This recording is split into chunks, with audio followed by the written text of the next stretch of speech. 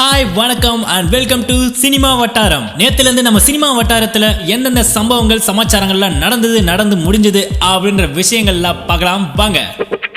சட்டவிரோதமாக புதிய திரைப்படங்களை இணையதளத்தில் வெளியிடும் குரூப் ஒன்று சூர்யாவின் படத்தை ஒரு கை பார்ப்போம் என்று சவால் விட்டதுடன் அதற்கான பணிகளிலும் தீவிரம் காட்டி வருகிறது. இந்நிலையில் நடிகர் சூர்யா நடித்து வெளியிடப்பட்டுள்ள சிங்கம் 3 திரைப்படம் Facebook லைவில் ஓடிக்கொண்டிருக்கிறது.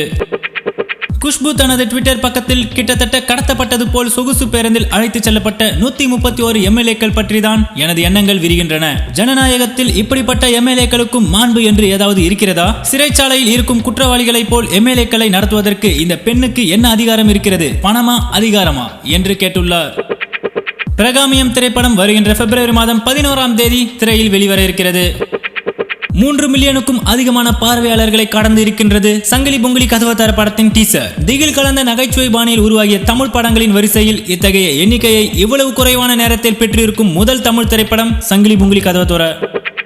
ரவுண்ட் டேபிள் இந்தியாவின் பிரைட் ஆஃப் தமிழ்நாடு விருதுகளை நடிகர் விஷால் துவக்கி வைத்து சிறப்புரையாற்றினார். விவசாயிகளுக்கு பயனடையும் வகையில் 2 லட்சம் ரூபாய் கொடுத்து உதவினார் நடிகர் விஷால்.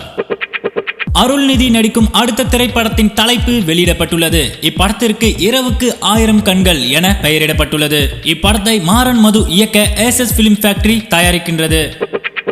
நடிகர் விதாத் புதுமுக கதாநாயகி ரவீனா நடித்திருக்கும் ஒரு கிடாயின் கருணை மனு திரைப்படத்தினுடைய அபிஷியல் டீசர் வெளியிடப்பட்டுள்ளது.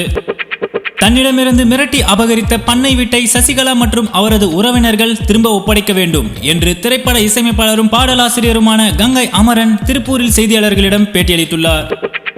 சமுத்திரக்கனி நடித்திருக்கும் கொளஞ்சி திரைப்படத்தினுடைய அபிஷியல் ட்ரைலர் வெளியிடப்பட்டுள்ளது. இனி இது போல நம்ம சினிமா வட்டாரத்தில் நடக்கக்கூடிய அடுத்தடுத்த மேலும் சுவாரஸ்யமான விஷயங்களையும் தகவல்களையும் கேட்க ஸ்டே டியூன்ட்.